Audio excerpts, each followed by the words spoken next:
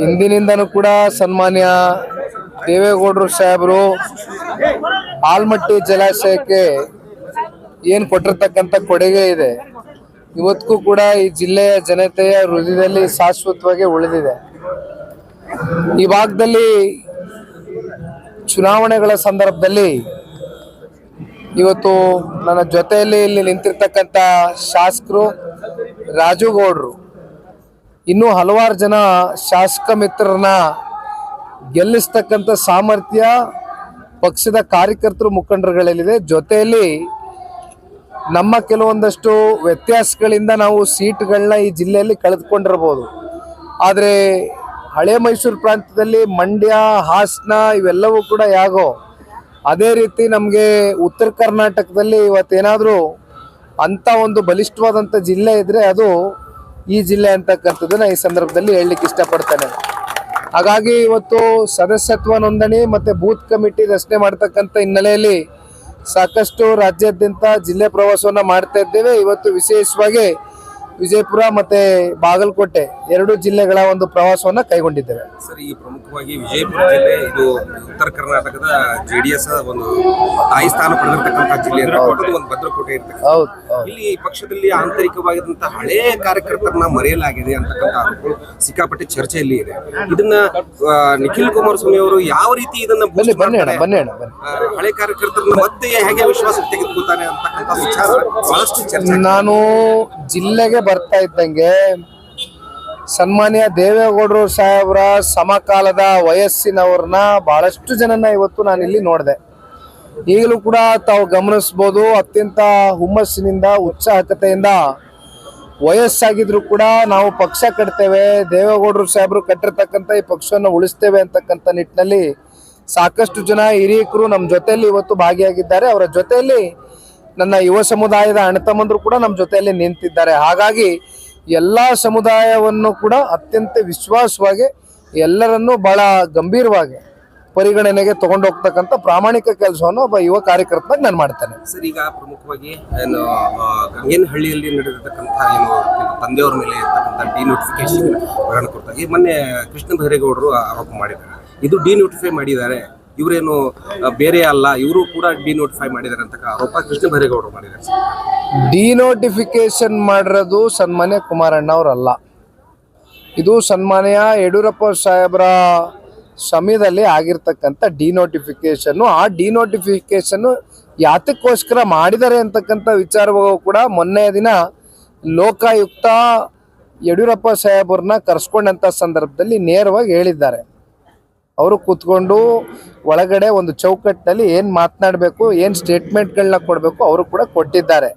ಹಾಗಾಗಿ ಇದಕ್ಕೂ ಸನ್ಮಾನ್ಯ ಕುಮಾರಣ್ಣವ್ರಿಗೂ ಯಾವುದೇ ಸಂಬಂಧಗಳಿಲ್ಲ. ಇಲ್ಸಲ್ದಿರೋ ಸಂಬಂಧಗಳನ್ನ ಕಲ್ಪಿಸ್ತಕ್ಕಂಥ ಪ್ರಯತ್ನವನ್ನು ಈ ಕಾಂಗ್ರೆಸ್ನ ನಾಯಕರುಗಳು ಮಾಡ್ತಾ ಇರ್ತಕ್ಕಂಥದ್ದು ಅವರ ತಪ್ಪುಗಳು, ಅವರ ವೈಫಲ್ಯತೆಗಳು, ಅವರ ಭ್ರಷ್ಟಾಚಾರ ಇವತ್ತು ಇಡೀ ರಾಜ್ಯದ ಜನತೆ ಮುಂದೆ ಏನು ಬೆಳಕಿಗೆ ಬಂದಿದೆ, ಇವೆಲ್ಲವನ್ನ ಇವತ್ತು ತಿರುಚತಕ್ಕಂಥ ಒಂದು ಪ್ರಯತ್ನ ಮಾಡ್ತಕ್ಕಂಥ ಕೆಲಸ ಇವತ್ತು ಕಾಂಗ್ರೆಸ್ನ ಪಕ್ಷ ಮಾಡ್ತಾ ಇದೆ ಅಂತಕ್ಕಂಥದ್ದು ಬಹಳ ಸ್ಪಷ್ಟ. ಇಲ್ಲಿ ಸಿದ್ದರಾಮಯ್ಯ ಅವರು ಈಗಾಗಲೇ ರಾಜೀನಾಮೆ ಕೊಡಬೇಕು ಅಂತಕ್ಕಂಥದ್ದು ಬಿಜೆಪಿ ಒಂದ್ ಕಡೆ ಒತ್ತಡ ಮಾಡ್ತಾ ಇದ್ರೆ, JDSನವ್ರು ಎಲ್ಲೂ ಕೂಡ ಪ್ರತಿಭಟನೆ ಆಗಲಿ ಅದು ನಿರೀಕ್ಷೆ ಆಗಲಿ ಆ ಥರದ್ದು ತುಂಬಾ. ಈಗ ನಿನ್ನೆ ದಿನ ಫ್ರೀಡಂ ಪಾರ್ಕ್ನಲ್ಲಿ ಇಡೀ ರಾಜ್ಯಾದ್ಯಂತ ಪಕ್ಷದ ಎಲ್ಲ ನಮ್ಮ ವಿಧಾನ ಪರಿಷತ್ನ ಸದಸ್ಯರುಗಳಿರ್ಬೋದು, ಹಿರಿಯ ಮುಖಂಡರುಗಳ ನೇತೃತ್ವದಲ್ಲಿ ಫ್ರೀಡಂ ಪಾರ್ಕ್ನಲ್ಲಿ ಪಕ್ಷದ ಕಾರ್ಯಕರ್ತರು ಮುಖಂಡರುಗಳು ನಿನ್ನೆ ಪ್ರತಿಭಟನೆಯನ್ನ ಮಾಡಿದ್ದಾರೆ. ಬೆಂಗಳೂರಿನಲ್ಲಿ ಇಲ್ಲೇ ಸರ್ವಣ ಅವರು ನಮ್ಮ ಜೊತೆಯಲ್ಲಿ ಇವತ್ತು ಉಸ್ತುವಾರಿಗಳಾಗಿ ಬಂದಿದ್ದಾರೆ ನಮ್ಮ ಜೊತೆಯಲ್ಲಿ. ಹಾಗಾಗಿ ನಾವು ಪಾದಯಾತ್ರೆಯನ್ನ ಮಾಡಿದಂಥದ್ದು ಜನಗಳಲ್ಲಿ ಒಂದು ಜಾಗೃತಿಯನ್ನ ಮೂಡಿಸ್ತಕ್ಕಂಥ ಹಿನ್ನೆಲೆಯಲ್ಲಿ ಒಂದು, ಜೊತೆಯಲ್ಲಿ ಇವತ್ತು ಈ ರಾಜ್ಯದ ಸಂಪತ್ತನ್ನ ಇವತ್ತೇನು ಪರಿಶಿಷ್ಟ ಜಾತಿ ಪರಿಶಿಷ್ಟ ಪಂಗಡದ ಹೆಸರಿನಲ್ಲಿ ಅಧಿಕಾರಕ್ಕೆ ಬಂದಿರತಕ್ಕಂಥ ಈ ಕಾಂಗ್ರೆಸ್ಸು ST ಸಮುದಾಯಕ್ಕೆ ಮೀಸಲಿಟ್ಟಿರ್ತಕ್ಕಂಥ ವಾಲ್ಮೀಕಿ ನಿಗಮದ ಹಗರಣವನ್ನ ಯಾವ ರೀತಿ ಇವತ್ತು ಹಣ 187 ಕೋಟಿ ದುರ್ಬಳಕೆ ಆಗಿ ಅಕ್ಕಪಕ್ಕ ರಾಜ್ಯಗಳ ಚುನಾವಣೆ ನಡೆಸಲಿಕ್ಕೆ ಅಲ್ಲಿ ಹೆಂಡ ಕೊಡಿಸ್ಲಿಕ್ಕೆ ಇವತ್ತು ಆ ದುಡ್ಡನ್ನ ಯಾವ ರೀತಿ ಸಾಗಾಣಿಕೆ ಮಾಡಿದ್ದಾರೆ ಅಂತಕ್ಕಂಥದ್ದು ಸ್ಪಷ್ಟ. ಸದನದಲ್ಲಿ ರಾಜ್ಯದ ಮುಖ್ಯಮಂತ್ರಿಗಳೇ ಸ್ವತಃ ಒಪ್ಕೊಂಡಿದ್ದಾರೆ. 187 ಅಲ್ಲ 89 ಕೋಟಿ ಭ್ರಷ್ಟಾಚಾರ ಆಗಿರ್ತಕ್ಕಂಥದ್ದು ಸತ್ಯ ಅಂತ ಹೇಳಿದ್ರಲ್ವೇ, ನಾವ್ ಹೇಳಿದ್ವಾ? ಮುಖ್ಯಮಂತ್ರಿಗಳೇ ಒಪ್ಕೊಂಡ್ರಲ್ವೇ? ಇವೆಲ್ಲವನ್ನ ಕೂಡ ಬಯಲಿಗೆ ಎಳಿತಕ್ಕಂಥ ಕೆಲಸವನ್ನ ಜನತಾದಳ ಪಕ್ಷ ಮಾಡಿದೆ. ಇವತ್ತು ಒಂದು ಮಾತನ್ನ ಹೇಳ್ತೇನೆ. ಇವತ್ತೇನು ಕಳೆದ ಸರ್ಕಾರದ ಸಂದರ್ಭದಲ್ಲಿ ಯಡಿಯೂರಪ್ಪ ಸಾಹೇಬ್ರ ಮೇಲೆ ಒಂದು ಘೋರವಾದಂಥ ಒಂದು ಆರೋಪ ಬಂತು. ಇದೇ ಸಿದ್ದರಾಮಣ್ಣ ಅವರು ವಿರೋಧ ಪಕ್ಷದ ನಾಯಕರಾಗಿ ಪ್ರಶ್ನೆ ಕೇಳ್ತಾರೆ, ಆರೋಪ ಬಂದಿದೆ, ತನಿಖೆ ಎದುರಿಸಿ ಆರೋಪ ಮುಕ್ತರಾಗಿ ಮತ್ತೆ ಬೇಕಾದ್ರೆ ಮುಖ್ಯಮಂತ್ರಿ ಆಗಿ ಅಂತಕ್ಕಂಥದ್ದನ್ನ ಹೇಳಿದ್ರು. ಅದು ಯಡಿಯೂರಪ್ಪ ಸಾಹೇಬ್ರಿಗೆ ಮಾತ್ರ ಅನ್ವಯ ಆಗಬೇಕಾ? ಸಿದ್ದರಾಮಣ್ಣನಿಗೆ ಅನ್ವಯ ಆಗ್ಕೂಡ್ದ? ಅದು ಈ ಪ್ರಶ್ನೆ ನಾವು ಕೇಳ್ತಾ ಇದ್ದೇವೆ. ಈ ಕೂಡಲೇ ನೈತಿಕ ಹೊಣೆಯನ್ನು ಹೊತ್ತು ದಯಮಾಡಿ ರಾಜ್ಯದ ಮುಖ್ಯಮಂತ್ರಿಗಳು ರಾಜೀನಾಮೆಯನ್ನು ಕೊಡ್ತಕ್ಕಂಥದ್ದು ಸೂಕ್ತ. ಸರ್, ಈಗ ಜಿಲ್ಲಾ ಪಂಚಾಯತಿ ಮತ್ತು ತಾಲೂಕು ಪಂಚಾಯತಿ ಚುನಾವಣೆ ಮುಂಬರುವ ದಿನಗಳಲ್ಲಿ ಪ್ರಾರಂಭ ಆಗ್ತದೆ. ಅಂತೆ ಈ ಜಿಲ್ಲೆಯಲ್ಲಿ ಯಾವ ರೀತಿ ತಮ್ಮ ಮಾರ್ಗದರ್ಶನ ಯುವಕರಿಗೆ ಮತ್ತು ಮುಂಬರುವ ಚುನಾವಣೆಗೆ, ಜಿಲ್ಲಾ ಪಂಚಾಯತಿ ಚುನಾವಣೆಗೆ ಯಾವ ರೀತಿ ತಾವು ಸಜ್ಜಾಗಿದ್ದೀರಿ ಅಂತ? ಹಲವಾರು ಸಮಯದಿಂದ ಒಂದು ಕಡೆ BBMP ಚುನಾವಣೆ ಇರ್ಬೋದು, ಇನ್ನೊಂದು ಕಡೆ ಜಿಲ್ಲಾ ಪಂಚಾಯತಿ ತಾಲೂಕ್ ಪಂಚಾಯತಿ ಚುನಾವಣೆಗಳು ಇಡೀ ರಾಜ್ಯದಲ್ಲಿ ನಾವು ಎದುರಿಸ್ತಕ್ಕಂಥ ಕ್ಷಣ ಏನು ಭಾಳ ದೂರ ಇಲ್ಲ. ಹಾಗಾಗಿ ಆ ಒಂದು ಹಿನ್ನೆಲೆಯಲ್ಲಿ ಇವತ್ತು ಪಕ್ಷ ತೆಳಮಟ್ಟದಿಂದ ಕಟ್ಟಬೇಕು ಅಂತಕ್ಕಂಥದ್ದು ಮೂಲ ಉದ್ದೇಶ.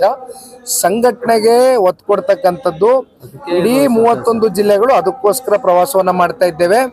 ವಿಶೇಷವಾಗಿ ನಮ್ಮ ವಿಜಯನಗರ ಜಿಲ್ಲೆಯನ್ನ, ನಮ್ಮ ಬಿಜಾಪುರ ಇವತ್ತೇನು ಅತ್ಯಂತ ಬಲಿಷ್ಠವಾಗಿದೆ, ಇದನ್ನ ನಾವು ಇನ್ನೂ ಶಕ್ತಿಯುತವಾಗಿ ಬಲಿಷ್ಠವಾಗಿ ಕಟ್ತಕ್ಕಂಥ ಕೆಲಸವನ್ನ ಮಾಡ್ತೇವೆ. ಎಲ್ಲ ಪ್ರಾಮಾಣಿಕ ಕಾರ್ಯಕರ್ತರನ್ನ ಗುರುಸ್ತಕ್ಕಂಥ ಕೆಲಸ ಪಕ್ಷ ಮಾಡುತ್ತೆ. ಸರ್, ಈಗ ಯುವಕರು ತುಂಬಾ ನಿರೀಕ್ಷೆ ಇದೆ.